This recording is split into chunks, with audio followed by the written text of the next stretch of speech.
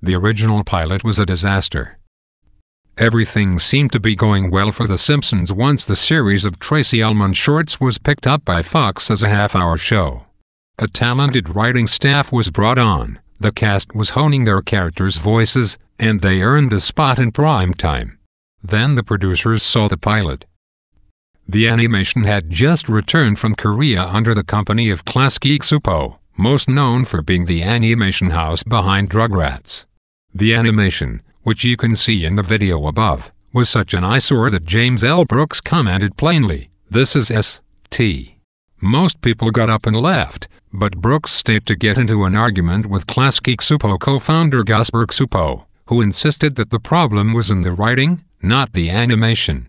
It was demanded that the visuals be completely overhauled for the episode, pushing it back to the season finale. The Christmas special, Simpsons Roasting on an Open Fire, aired in its place. The word D.O. was never scripted. The word D.O. is the biggest catchphrase the show has spawned. It's become so well known that it's even a part of the Merriam-Webster dictionary, defined as used when you realize that you have just said or done something stupid or foolish. However, no one ever actually typed it out during the scripting stage. It was mostly voice actor Dan Castellaneta, with some help from creator Matt Groening, who was responsible for the word coming out the way it does.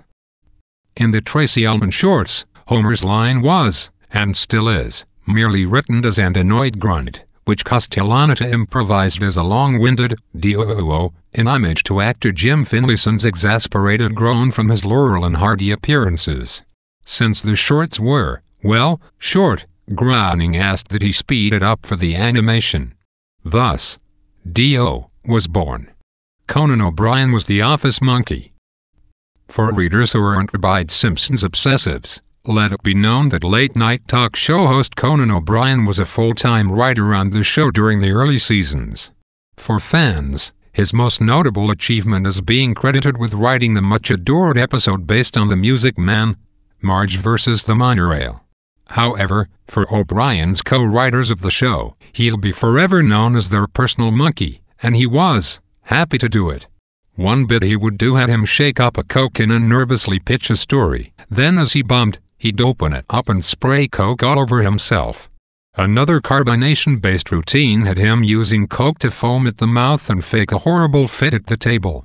The madness was probably a welcome change, because Grandpa Simpson is named after Matt Groening's actual grandfather.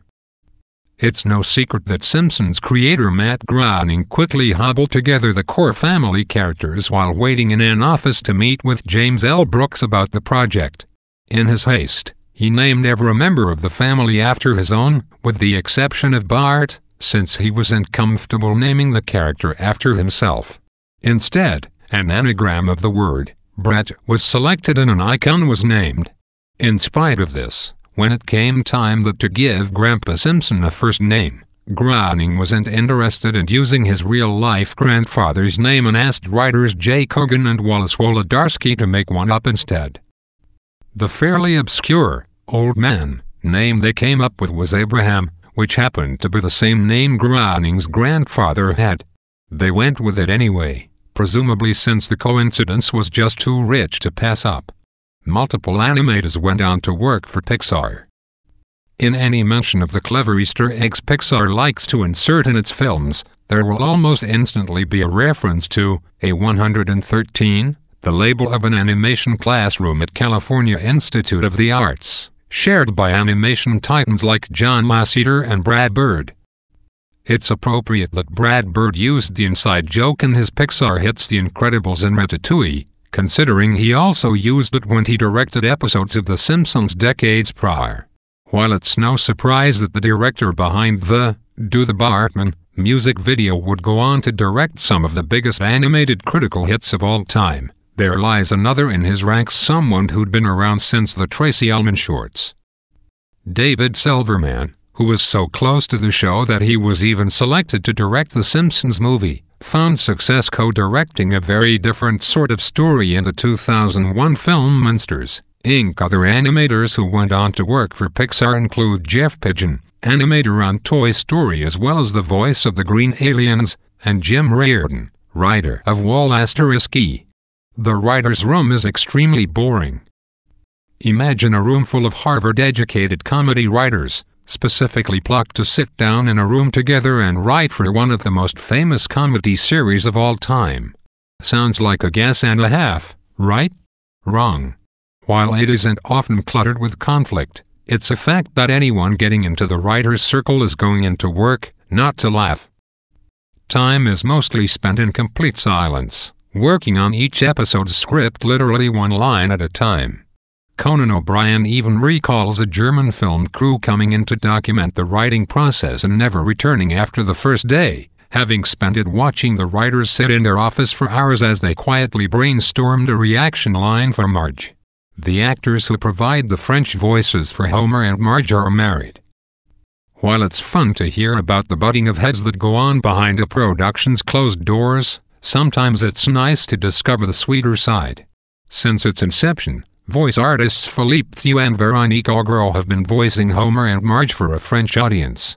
They met for the first time during auditions in 1989 and went on to wed in 2001. They are still going strong and the French versions of the characters have all the better chemistry for it. To say the movie was scripted unconventionally is an understatement. A lot of buzz and rumors came out once the Simpsons movie was finally announced as in pre-production. How would they go about writing it? Select a particular writer like John Swartzwelder for absurd comedy, or maybe George Meyer for jaded satire. Would Matt Groening and James L. Brooks oversee and approve of the drafts? Turns out they decided that the best way to write a Simpsons movie would be the same way they write a Simpsons episode. Hand-picking writers almost exclusively from the show's first 8 golden years, Groening and Brooks split the plot into several sections and gave each writer one to work off of. Considering how much of a potential story risk this was, they continued to workshop every section and hammer it out in a writer's room like they always did, a very uncommon practice in Hollywood screenwriting. The closest it typically gets to this is punch-up sessions, in which comedians are herded to pitch jokes during comedy table readings. Over the course of time, the script went through over 100 drafts, each one getting shredded after being replaced, all in the name of secrecy. It went through so many changes that, during this period, the movie went from being a straightforward comedy to a musical to a movie with some short songs, then back to not having any songs again. Sorry, musical fans, maybe in the sequel. Maude Flanders was killed off because of a pay dispute. When thinking of Simpsons voice actors, the only people who may come to mind who aren't the main cast are Pamela Hayden, Russi Taylor, Phil Hartman, Doris Grau, and Marcia Wallace. While Hartman, Grau, and most recently Wallace all passed away and had their characters retired, one voice artist had things go the other way. Maggie Roswell gave characters such as Maude Flanders, Helen Lovejoy, and Miss Hoover their voices. As time went on, she requested a pay raise from Fox, as her salary at the time was hardly enough to cover the airfare. When they lowballed her, she decided it was time to retire from the show. As a result, the writers thought it would be too weird to have the Flanders family around with a silent Maude and decided to amend this by putting some of their kindest, most sensitive characters through complete turmoil. And honestly, what's better TV than that? Since then, Roswell and Fox have resolved their dispute and agreed to have her record lines from her Denver home. She continues providing the voice of characters like Helen Lovejoy, as well as an appearance as Maude's ghost in the season 14 premiere episode, Treehouse of Horror 13. Sam Simon was the unsung leading creative force of the show. When you watch the Halloween specials and see all the spooky nicknames appear, you may wonder, who exactly is Sam, Sayonara, Simon, and why is he listed under the developed by credit anyway? Well, the answer to both of those questions is just a short Simpsons history lesson away. Back when the show was first being adapted to a half-hour program, James L. Brooks brought TV producer and writer Sam Simon on board to help develop the series with his experience. Matt Groening, being the new kid on the block, naturally butted heads with Simon during his time on the first 2 seasons. Both vied for very different tones, Simon wanted something more down-to-earth and Groening wanted to go more cartoony, even suggesting at one point that Marge reveal she had rabbit ears under her trademark beehive hair. Groening once described Simon as brilliantly funny and one of the smartest writers I've ever worked with, although unpleasant and mentally unbalanced. Conversely, staff like Brad Bird have called him the unsung hero of the show. To give you a taste of some of Simon's contributions, he designed Mr. Burns, Dr. Hibbert, and Chief Wiggum. He came up with the idea that Smithers be gay, but play it with subtlety, and made Lisa a cultured intellectual who's still a little girl at heart. Best of all, he was responsible for hiring the majority of the show's most talented writers, including George Meyer, John Swartzwelder, Al Jean, Mike Rice, John Vitti, Jay Kogan, and Wallace Wolodarski.